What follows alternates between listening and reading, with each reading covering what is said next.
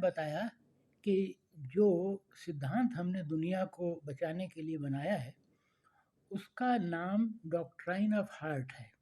इसका मतलब ये है कि जो शक्तियाँ जिन्होंने इंसान का दिमाग बनाया था, वो दैवी शक्तियाँ और आसुरी शक्तियाँ दोनों थीं।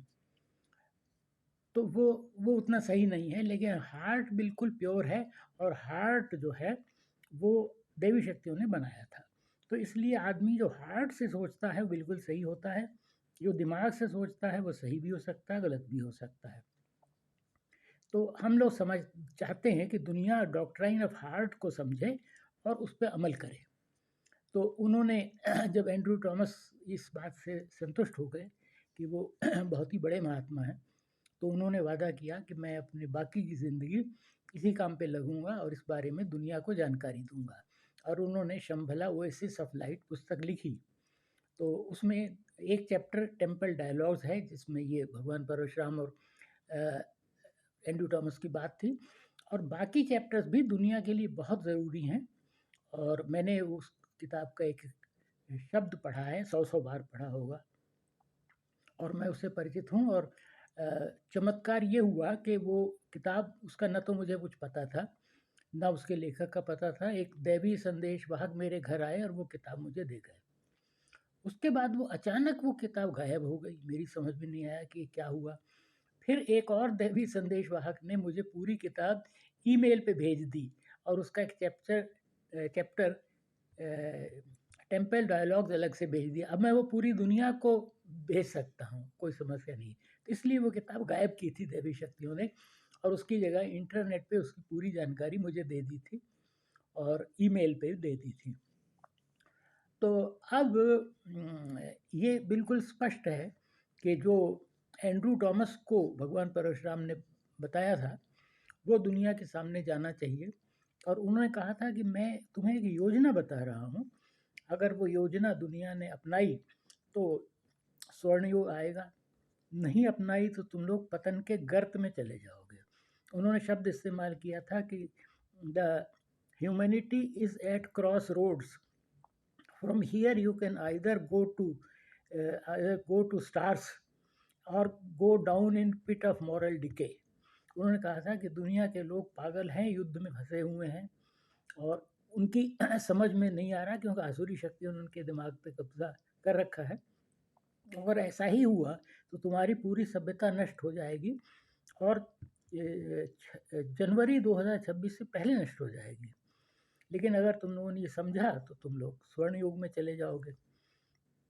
तो अब हमारी जिम्मेदारी है कि उसको आगे बढ़ाएं, और जो कुछ भी दैवी शक्तियों ने हमें कहा है वो स्कीम हम दुनिया के सामने रखें। और वो स्कीम हमें पूरी तरह बता दी गई है। उस स्कीम में कोई भी कठिनाई नहीं है। और जैसा मैंने कहा था कि एक घटना मेरे साथ हुई जिसमें दैवी शक्तियाँ ने मुझे बताया, आसुरी शक्तियाँ एक क्षण रह गया था मुझे मारने जा रही थी। लेकिन ये भी एक नाटक ही था, क्योंकि उसके बाद नास्ट्राडामस ने उस घटना का जिक्र किया है जिसमें मैं मरने जा रहा था। उसमें उन्होंने लिखा है कि एक दैवीय संदेशवाहक होगा, उसके साथ इविल पावर्स एक दुनिया की स्टेज पे कुछ खेल करेंगी, और जब ये बात दुनिया को पता चलेगी तो पहले तो लोगों को विश्वास नहीं आएगा, लेकिन जब आएगा तो उनकी सोच बदल जाएगी। ये सोच ही इस समय बदलनी है। तो मैं उसकी पूरी डिटेल अभी नहीं दूंगा, और ये इतना बताऊं कि मैं बिल्कुल एक क्षण रह गया था मरने में, और दो शक्तियाँ आईं, एक भगवान परशुराम की और एक गुरु गोविंद सिंह जी की। तो एक बहुत बड़ी डिटेल है, उस पर एक फ़िल्म बनेगी, और मैं समझता हूँ कि जो भी प्रोड्यूसर वो फ़िल्म बनाएगा, वो अगर 1000 करोड़ का खर्च करेगा तो 5000 करोड़ की कमाई उस फिल्म से होगी, क्योंकि वो दैवी शक्तियों की मदद होगी वो फिल्म बनाना और उस पूरे घटनाक्रम को दुनिया के सामने रखना, जिससे भगवान परशुराम सोच रहे हैं कि जब ये घटना दुनिया के सामने आएगी तो पूरी दुनिया की सोच बदल जाएगी, और तब दुनिया में स्वर्ण युग आ सकता है। तो हमें उसकी पूरी डिटेल, क्या पूजा करनी है, किसने करनी है, कब करनी है, ये सब बताई। और हमसे पूजा का एक ट्रायल रन भी करवा लिया, और उस ट्रायल रन के बाद बहुत बड़े चमत्कार उसी तरह कागज़ पे आ गए, जो हमने वहाँ एक रखा था सादा कागज़, उस पर बहुत डिटेल्स आ गई। वो डिटेल्स जो हैं वो इस बात को साबित करती हैं कि अगर ये पूजा हो गई और जिसमें कोई दिक्कत नहीं है, सिर्फ लोगों की सोच बदलनी है, जो बदल जाएगी मेरे ख्याल से।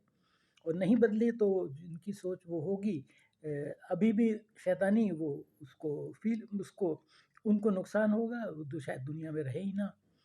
तो बहरहाल एक और चीज़ जो मुझे पता चली है कि उसके लिए पूरी दुनिया में एक बहुत बड़ा अभियान चलाना होगा। उसमें दिक्कत कोई नहीं है, सिर्फ सोच बदलनी है और वो पूजा में शामिल होना है। और कुछ ही घंटों में वो आदमी शामिल, कोई भी शामिल हो सकता है। और वो चाहते हैं कि दुनिया के 800 करोड़ों में कम से कम 500 करोड़ लोग उसमें शामिल हों। उसके बाद धरती स्वर्ण युग में जाएगी। और जहाँ तक मुझे पता चला है कि पूजा बहुत बड़ी पूजा होगी। हालाँकि उसमें परेशानी कुछ नहीं है, लेकिन उसकी विधि तय है और उसे कोई भी कर सकता है बहुत आसानी से। उसमें किसी का कोई खर्च भी नहीं होगा, ज़्यादा से ज़्यादा एक हवन करना पड़ेगा या मोमबत्ती जलानी पड़ेगी बस। और मुझे जो पता चला है कि उस पूजा की, उसी बहुत बड़ी योजना का इंचार्ज दैवी शक्तियों ने प्रधानमंत्री श्री नरेंद्र मोदी को बनाया है।